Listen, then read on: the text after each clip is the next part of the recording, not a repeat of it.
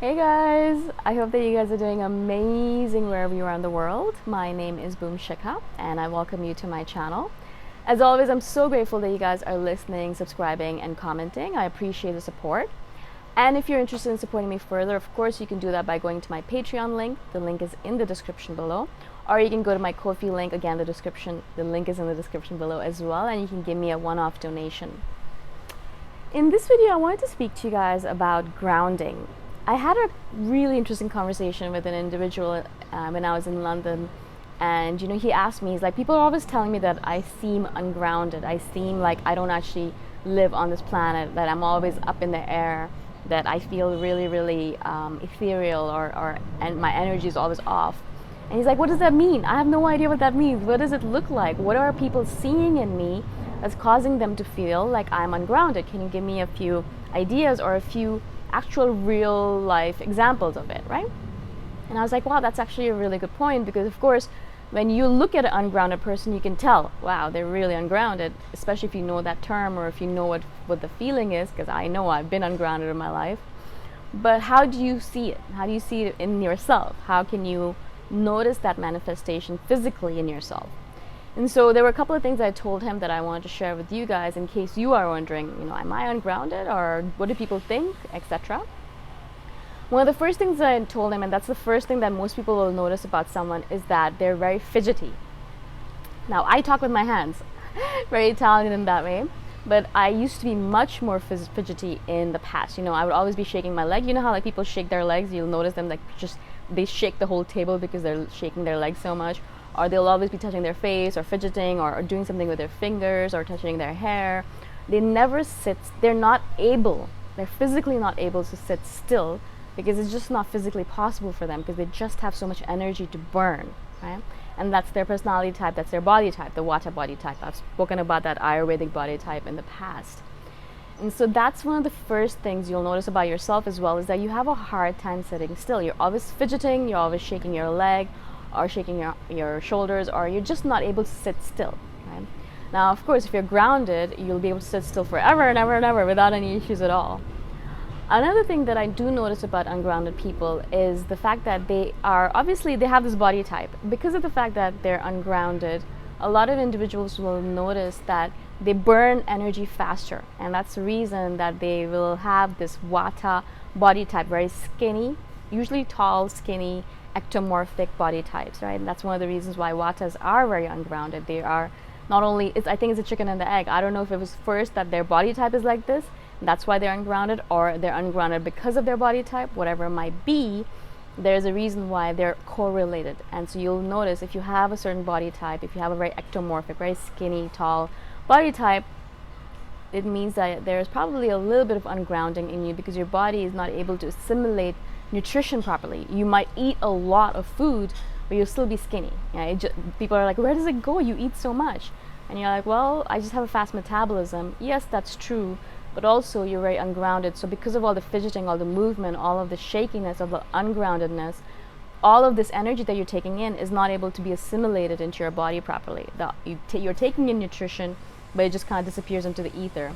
It just disappears, and it's not actually going onto your belly or onto your arms or onto your thighs. It just kind of disappears away into the ether. And again, this individual I was looking at, he definitely was like that. He was very skinny, very tall, and we had a meal together, and he had 2 plates of food. He had a soup, and he had a curry dish with rice, and he was still hungry. He was still looking around. He's like, I'm still hungry, I still want food. He's like, do you guys want to share dessert? And both of us were like, no, we're full, but if you want to go ahead, go ahead. But that's one of the things you'll notice about yourself, is that no matter how much food you eat, no matter how much food you eat, don't gain weight, but also you never feel full, because it just is not, you're just not eating it with the right intention. Not only that, but also your body's not able to assimilate it. It just kind of goes away. So obviously that's another thing that you will notice. And I used to be like that a lot more when I was younger. I was extremely skinny, obviously, but also I was always fidgeting. And one of the things I always did was I would bite my nails. I'd always be biting my nails, and my nails are very ugly because of it. But I stopped when I started doing a lot of yoga, and I realized that I was being ungrounded. I started working on my root chakra, I started working on my groundingness, and I noticed that I stopped biting my nails. And it was just a way of, not nervousness, but just a way of doing something. It was just like, okay, I'm doing something. I'm biting my nails. I can't sit still. I couldn't sit still, right? So it was just impossible, physically impossible. And you'll notice that in other people around you as well, that they have this kind of physical manifestation in that. Another thing you'll notice about yourself is that you have a very intense gaze. And that intensity, that intense gaze is also common in other people. But if you have all these other ungrounded characteristics as well, and you have this intense gaze where you're just basically moving around all the time, like you're intensely looking at something and then you're looking intensely at something else, and you're looking you always, obviously your gaze doesn't ever stay still, just like your body doesn't stay still, your gaze is always moving as well, but you're always intensely looking at things. And I was sitting with this individual and he was intensely looking at me and then intensely looking there, and then I noticed that there was a lot of energy that he was burning in that intensity without realizing it, I'm sure. And so that's another thing that I would say. And that's something that perhaps you might not be able to see yourself, but other people will tell you, stop looking at me like that, or why are you looking at me like this? Or people will tell you, you have a very intense or odd or random gaze. That's another thing that you'll notice if you're ungrounded. You're always flitting about, you're always moving about, and you're not able to stay still in your body. You're just so flighty, so airy. Another mental manifestation, not a physical manifestation, is that you're always in your thoughts, and your thoughts are always moving around like the monkey mind. Now, of course, all human beings have this, unless you meditate and you work on it specifically. But your mind always flitting about from one thing to another. But I noticed that if you're ungrounded, that your mind flits about even more so than a normal individual would, right? I mean, you're unable to hold a thought for longer than 10 seconds. You're unable to hold a stream of thought for longer than 5 seconds, 10 seconds, right? So you're always moving about from topic to topic. You're always jumping from one subject to another. You're not able to hold a conversation like that.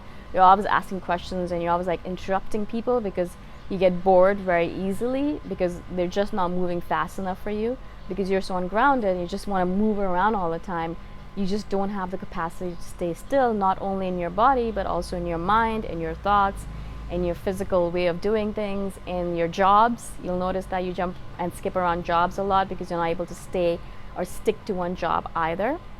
And that kind of thing you'll notice a lot in people who are ungrounded, just because they just don't have the capacity to do it physically and mentally either. And one of the main things I recommended to this individual was to start building his root chakra or work on his grounding by either walking barefoot in nature. Going to nature as much as possible is really good for grounding. Being in nature, being around green stuff, just being around leaves and green stuff, and real green stuff, not the fake stuff, is really helpful as well. Walking in a park, any kind of green area is really good for you. Obviously, a lot of people use food in order to ground themselves. That's a good way of doing it perhaps, but one of the better ways I've found is to use yoga asanas, so certain yoga poses, in order to ground yourself. There's a bunch of information online about it. There's 2 or 3 poses you can do in order to really ground yourself. Just using your feet, using your legs, using the power in your legs, and really feeling yourself on this planet, on this earth, really connects you to the earth and also connects you to yourself. So yoga is really good for that. Meditation obviously is really good for that, especially a body scan meditation where you go through each part of your body and you feel your body in space. Another manifestation that you'll notice of being ungrounded is that you're always hitting your hand or your leg or your body against things because you don't have an idea of where your body is in space. You're so ungrounded and so disconnected from your body that you just are so clumsy. You're always hitting things, you're always moving things around by mistake, and you always have bruises on your body. And I used to have so many bruises on my body because of the fact that I always be hitting things, because I had no idea where my body was in space. I had no idea how big I was, where it ended. I just had no idea about that. Again, to do with the fact that I was very ungrounded, very disconnected with my body. This mind-body connection was completely non-existent and is completely non-existent in people who are ungrounded. So I've given you a couple of things on this. I hope this kind of helps you a bit. One of the reasons I'm so adamant about grounding and so adamant about the fact that you should really try ground yourself is because it is the reason why I'm able to do all of these different things is because I'm grounded. The reason I'm able to work on my stuff is because I'm grounded. The reason I'm able to have a conversation with people and focus on it is because I'm grounded. A lot of things have changed in my life as soon as I realized that I was ungrounded and I started working on it, right? And it kind of affects a lot of different areas of your life without you even realizing it. So I really do recommend, especially if you're an INFJ or an empath or highly sensitive person or anyone who has a really difficult time connecting to their body, which is, I would say, a majority of the population, focus on grounding yourself. It's one of the main things you should focus on in your life first before you do anything else. Okay? I hope this makes sense. If you have any questions about this, please do comment below and I'll do a further follow-up video on it. And if you guys are interested in supporting me further, you can go to my Ko-fi link. It's kofi.com/boomshikha. I shall see you guys the next time around. Bye for now.